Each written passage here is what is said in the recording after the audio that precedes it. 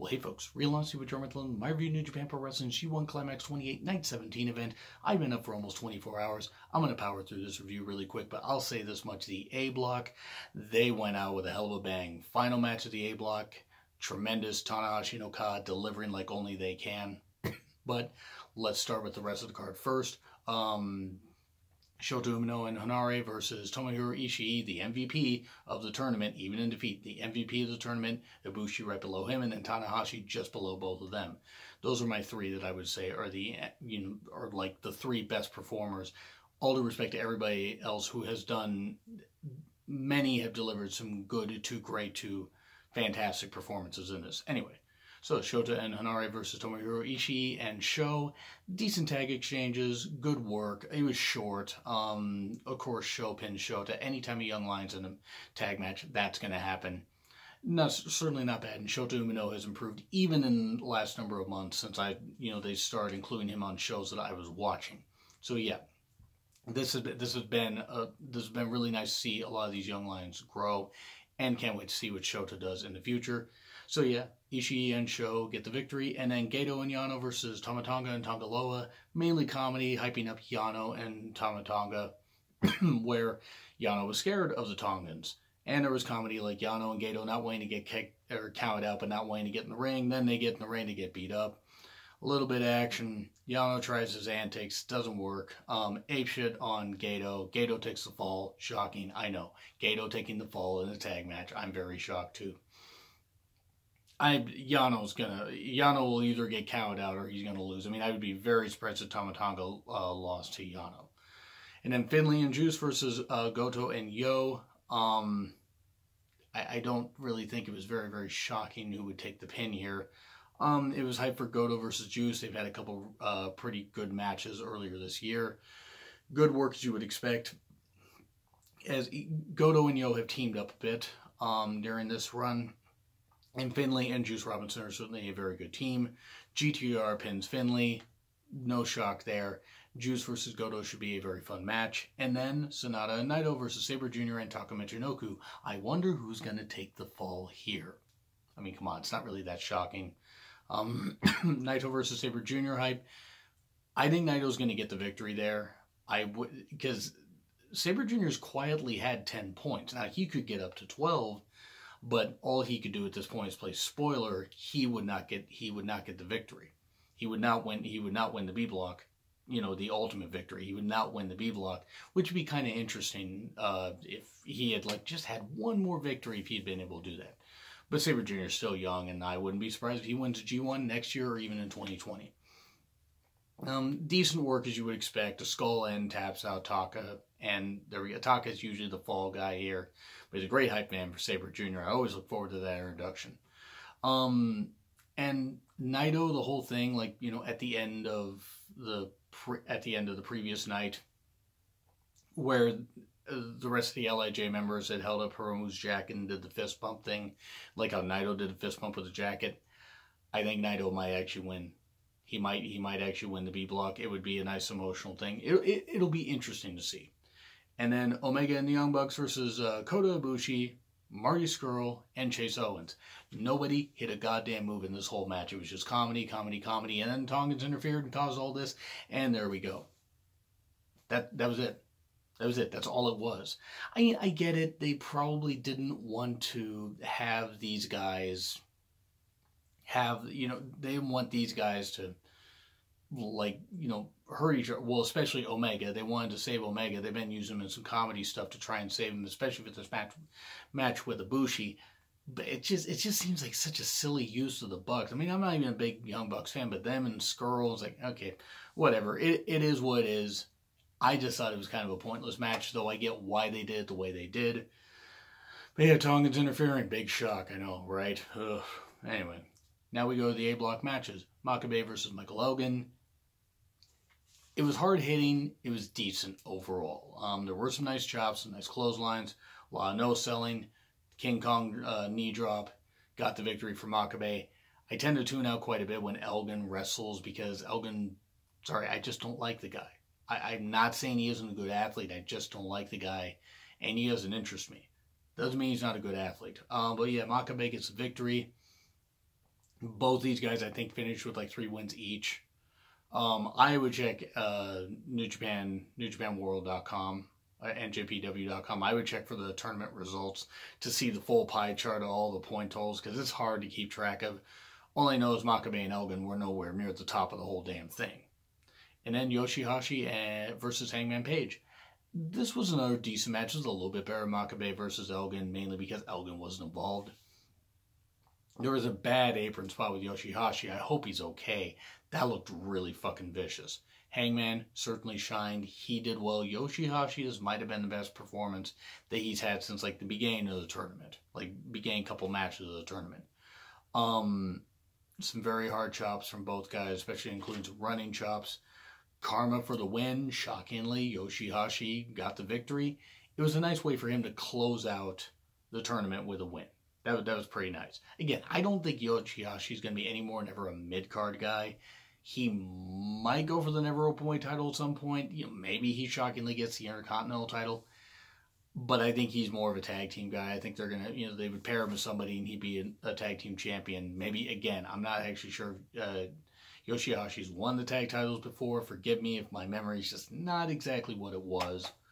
But yeah, Yoshihashi getting the victory is certainly nice. And him and Hangman Page have had some good performances. And Hangman Page can leave the tournament with his head held high, even though he's lost quite a few matches. He had some good performances. He beat Minoru Suzuki and lived to tell about it. That was pretty good. And then Bad Luck Fale versus Minoru Suzuki. Speaking of Suzuki, this ended in a DQ. There was a lot of like guardrail spots and chair usage, including this vicious shot to Fale. I mean, I hope that Fale's okay, because that looked vile. That looked really vile. Suzuki just gives 0 fucks, of course. Interference, shocking. Tongaloa pulled the ref out at one point, and then Tama Tonga interfered and caused a DQ. And Suzuki wasn't very happy, because after he you know, came to his senses, he started running back because he was going to chase after Fale, because Suzuki doesn't play by human rules, and he also is just insane. This was the least of the matches, because all due respect to Fale, Tama Tonga, Tongaloa, I get why they've been doing the interference thing. Okay, they're doing it, you know, to create anarchy. After a while, it just got stale. To me, it just got stale. But I get why they did what they did. And then we go to Jay White versus Evil. And what was going to be interesting about this is, coming up to this, if Jay White won and if Okada beat Tanahashi, Jay White would win the A block. All Jay White had to do was overcome Evil. The Switchblade had to overcome the King of Darkness in Evil. And Jay White couldn't do it. Even though he hit a low blow, he would use chairs, he would use he would distract the ref, or the ref would be down. There were some cool guardrail spots, some good chops. You know, it's like the back of Evil tended to be the focus for a bit. There was that low blow. And Jay White almost got the victory. But then, even though the ref was down, everything is Evil, and ref comes to 1, 2, 3. And the instant that happened, the instant that 3 count hit, I go, not only is Jay White not going to win, I said, Tanahashi's going to get the victory. I mean, it's just very, very shocking. Now, Jay White in his first G1 did extremely well. There is no reason why anybody should be upset Jay White did not win. This young man had, the sky's the goddamn limit for him, especially in New Japan. This guy is going to be, will he be a multi-time IWGP Heavyweight Champion? Probably not. Will he be at least a one-time champion? Yes.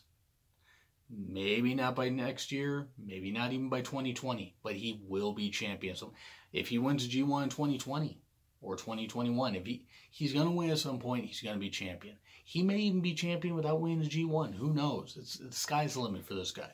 And Evil quietly, I think, ended up with, what, 10 points, if I remember right? It's very, very nice that he was able to play spoiler there, and that Jay White's antics ended up costing him in the end. And then we go to Tanahashi versus Okada, and I can't encompass just how great this match was. Have they had better matches in the past? Absolutely. Is that discounting this match? Not at all. Not one damn bit. There was knee focus by both guys, especially Tanahashi focusing on Okada's knee. But Tana's knee came into play, you know, doing a high fly flow and hitting his knee, and Okada focusing on that. these two knew each other so damn well. They have to vary up the offense. They have to do a whole bunch of shit where they're doing just a lot of stuff and just beating each other up and wearing each other down and just doing some great things and varying up the way they beat each other up. And it was just so damn tremendous watching this stuff. The high fly flow to the outside and Tana holding his knee afterwards. The multiple sling blades, another high fly flow that missed, Okada hitting some great drop kicks, including countering a standing high fly flow by hitting a drop kick, and just some great damn spots. I had a feeling this might go to a time limit draw, but I was like, maybe Tanahashi's going to get the victory. Maybe Tanahashi's going to get the victory. Because I was like, okay, because if it goes to a draw, Tanahashi still wins. Because Okada would have to have beaten Tanahashi straight up to advance to being the A block winner and advance to the finals, obviously.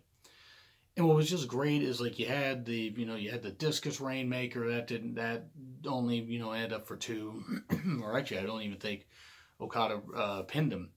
You had some tombstone attempts, some tombstone hits. You just had tons of great stuff in this match. This is a match you guys have to go out and check. Or go check out. It is just absolutely tremendous. One of the top 5 matches of the tournament easily. As you would expect from Tanahashi and Okada. They just always deliver some great performances, whether in tag matches, but especially in singles matches. These two, will this feud ever be over? Yeah, probably in a couple years, I think.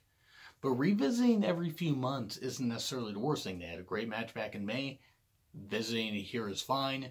They did some great stuff, and Tanahashi could have taken, the time limit, could have, just sat out the clock, but he tried to hit a high fly flow at the end and tried to get the victory, and Okada kicked out, and then it went to a time limit draw, and the ref seemed confused because I think maybe the ref wasn't sure about the time because he was probably caught up in the moment. For Red Shoes is always caught up in the moment. But my God, this was great. This is just great stuff. It was a time limit draw. Tanahashi gets the victory. Tanahashi wins the A block, now the Ace block, and just great stuff. I will say, however, for the rest of this show, the first 2 A block matches were fine. The Fale Suzuki one had some good physical stuff until the interference. It was probably actually the best match they've had Fale in. And Evil B and JY was good. I'm gonna say B. I will say the tag matches are pretty weak. But it's a long tournament. I mean, they're at the end of the tournament. They didn't really want to overexert themselves, and I totally get that. So let's see what happens with the B block, the final night of the B block action, and let's see who advances to face Tanahashi in the finals. All I'm going to say is I'm super happy for Tanahashi. If this is his last dance with glory and maybe his last chance to be in a Tokyo Dome main event, I'm all for it. And if he somehow won the IWGP Heavyweight title one more time, I wouldn't be opposed to that. There's a lot of great things that they can do in the next few months leading up to Wrestle Kingdom. So anyway, what do you guys think? What do you guys think of Tanahashi winning the A block? Let me know in the comments. Like, share, subscribe also. It's been Real Honesty with John Rethlin, and I will be back Saturday for night 18. See you soon.